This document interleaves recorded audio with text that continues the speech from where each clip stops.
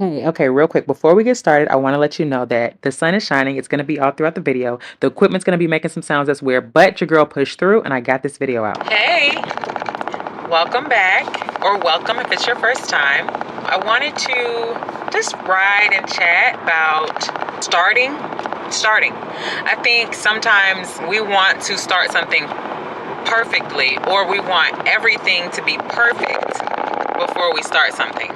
But I think the exercise, the repetition, all of that will come. The first part is just starting. Sometimes we are not going to have everything that we need to start. And waiting to have everything that you need to start is postponing your ability for growth. Thinking that something has to be perfect before you start it I think it's a tactic to keep you from progressing. I think if you're waiting for everything to be perfect before you start, I think very unlikely that you will start within your desired time frame. And what I mean by that is I think we get to a point where you might be fed up, or you might be tired of something being so delayed, or still not starting, or still not being at the point where you want to be at because you haven't started yet. And so ultimately what you're doing is you're pushing that starting point down the line until you've come to a point where you realize that you just need to start. So why wait for that point? You may be there already, but why wait to get there? Just go ahead and start imperfect. Anything that is worth your time, worth you doing, it's worth you taking the effort to just start, and you can perfect it as you go. There's so many examples in life where you just have to start something. And with you starting something, I keep straight, I might turn. There's so many examples in life where you just have to start something. Start it imperfect, start it without all the skills, equipment, tools. And I'll give you an example. For example, this YouTube channel. What if I said I will not start recording until I have phenomenal equipment, until I have a built-out studio, until I have a certain number of followers? This is a baby channel. I don't have lots of followers. I don't have lots of subscribers, but I have experiences, and I want to know your experiences, and I want to grow. So in order for me to do that, I'm not going to have picture perfect hair every day. I'm not going to have my face done. I'm not going to have extravagant clothes picked out and all that. This is my life. This is every day. And I'm just going to start. That's it. I've tried the not taking action until everything is perfect, and I don't like the result of that. Because what that means is that I spend a lot of time trying to source things and perfect things and acquire things and just a lot of things. And it's better if I just start and I grow and I learn as I go. Because experience is the best teacher. Even some master's programs, they won't even let you join the program until you have a certain amount of work experience in the field. And I think that's a good example, because we just assume, oh, somebody was this amazing student in their undergrad and they should just get to come right in. Some programs require you to have hands-on experience. And imagine somebody, even some roles out of college require you to have experience. Many jobs require you to have experience. But if you're thinking, I'm not gonna start until I have the perfect, resume, until I have the perfect whatever before you start, well, you're going to be in a situation. You're going to be in a situation, and you're going to be maybe waiting for a long time before you do get to start. So I just wanted to share experiences and explain why it is important to just start. And I want to address some of the fears and the reasons why we don't start. I mentioned the one, which is the perfection thought process, the perfection mindset. Sometimes I think there's also there's a fear of failure. There's a fear of success. And I don't think we talk about the fear of success often enough. The fear of failure gets a lot of attention, but the fear of success, That one is, it's almost like, it can be like self-sabotage. That word was hard. Self-sabotage. Because, but it's slick. It's very slick. Because you don't realize, are you gonna let me go? Thank you. You don't realize that it's the fear of you achieving something that you want so bad, and then maybe it's because you don't know what to do with it. So maybe you stop yourself in advance with thinking way too far down the line, because you don't know what you would do with it if it did work out. Maybe you would feel like you don't deserve it, or whatever it may be. It could be something small. For example, let's take exercising. Let's say that you have a health goal, and the exercising can get you there.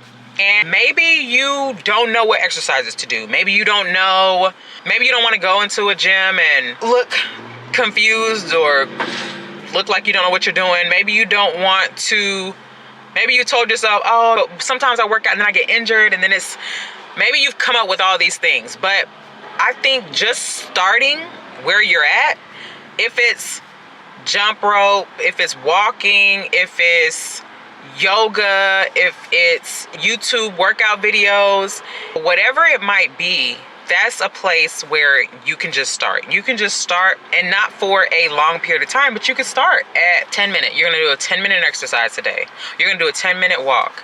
Maybe it is a program or a coaching program or something you wanna start, and it's feeling like you don't have everything that you need to get started. Maybe take a moment and really get some clarity.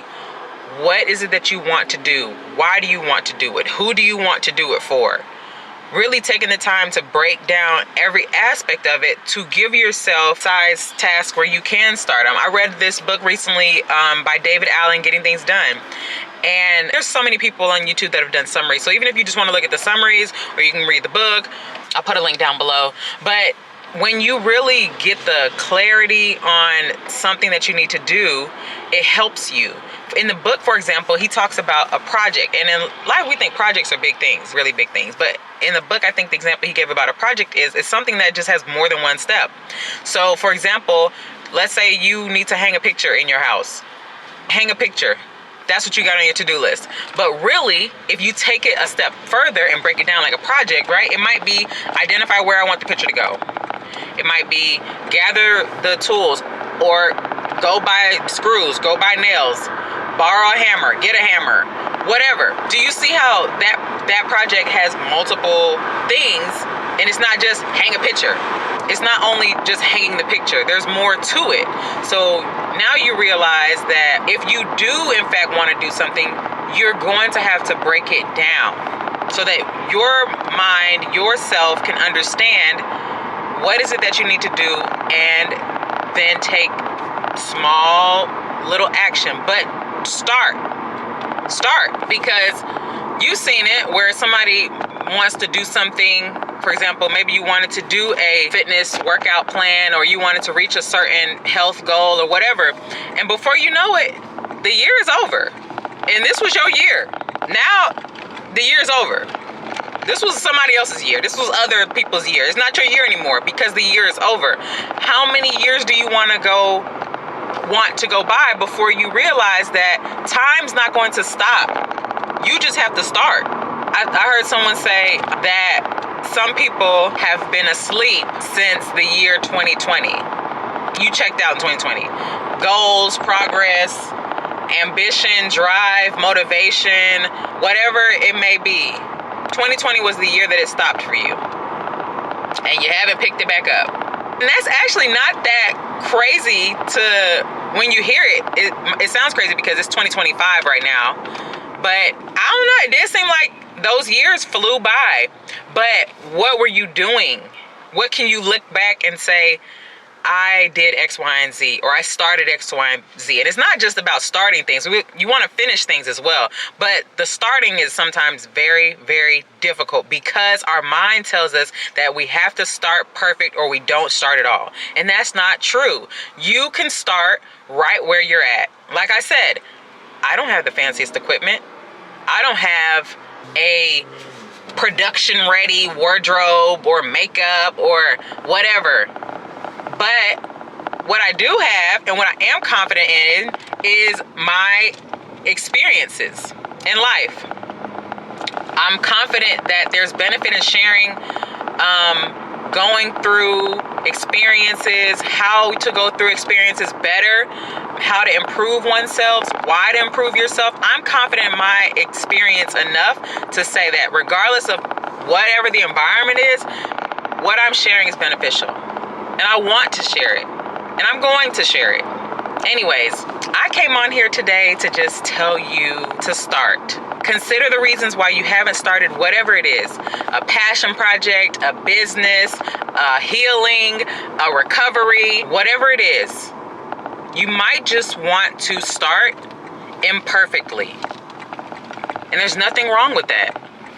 As much as we think people are judging us or going to critique us, the judgment and the critique more than likely comes from within, more than it comes from outside, externally. I think majority of the time, whatever critiques and ridicule we think we're going to receive or face, people are not that concerned about you. And not to hurt your feelings, not to hurt my feelings, but they're not. Like I've mentioned in the other video, I think it's on forgiveness, real forgiveness. But everybody's life is unique. Everybody has things that they are facing. Now, where experience is being shared can benefit others, because I think I talked about it, where it's like a page in the book of my life and a page in the book of your life, they may be similar, and that's where we can glean from one another. But my book is my book. Your book is your book. If there was a book of life, a book on how to do life, there would be so many different revisions and amendments. Now, there is one book that has stood the test of time, and that's the Bible. There's going to be situations in the Bible that they just are what they are. But in terms of how you experience life and how I experience life, they're different. The things that you're going to focus on and the things that I'm going to focus on, they're different. But we might have some similarities. And there might be moments where you can see yourself in me, and there's times where I can see myself in you. And I can see how you handle something, or read about how you handle something, or observe how you handle something, and I can take notes. And I can see that if I face that situation, this is how so-and-so went through it. Or if you face a situation, you can see this is how so-and-so went through it and it worked for them, so maybe I'll try that. Or I didn't like all of that they did, but I like whatever. And you can cafeteria style how you want to work through things. But that's what it is. You just have to start. Get out of your head, get out of the fears, whatever those fears may be. Fear that it's not going to go well, or fear that it's going to go so well you don't know what to do with it, so you freeze and you take no action. You start nothing. I invest in real estate also, and so oftentimes there's a desire to want to perfect a type of acquisition before reaching out to sellers and so forth. But that's the power of resources, because I can reach out to someone and I could not know how to handle that situation, but somebody else does. Somebody else in my network can help me with that situation. I don't have to feel like the weight of the world is on my shoulders, because I don't know I've never dealt with somebody that has had 16 heirs or beneficiaries to an estate, and how do I get everybody on the same page and blah blah. Because little old me, I did it, and it was just one person. They inherited the estate, and so it's like I could not take any action until I've studied what to do in every scenario and so forth. But what good is that going to do? Because most of my learning is going to come from trying and taking action anyways.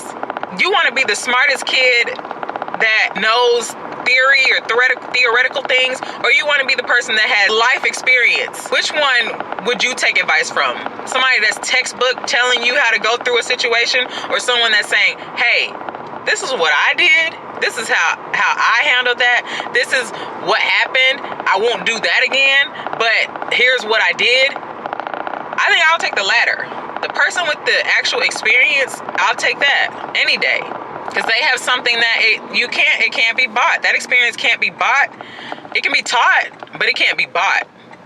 So I just wanted to say start today. Something small. Put it in the comments and I can encourage you. What are you going to start that you have been putting off? So if you haven't already, you can subscribe to the channel. You can like this video, you can share it, and leave a comment. Like I said, something that you are going to start today and continue contributing to or continue doing going forward. I hope this was helpful. I hope you feel encouraged to start. Bye.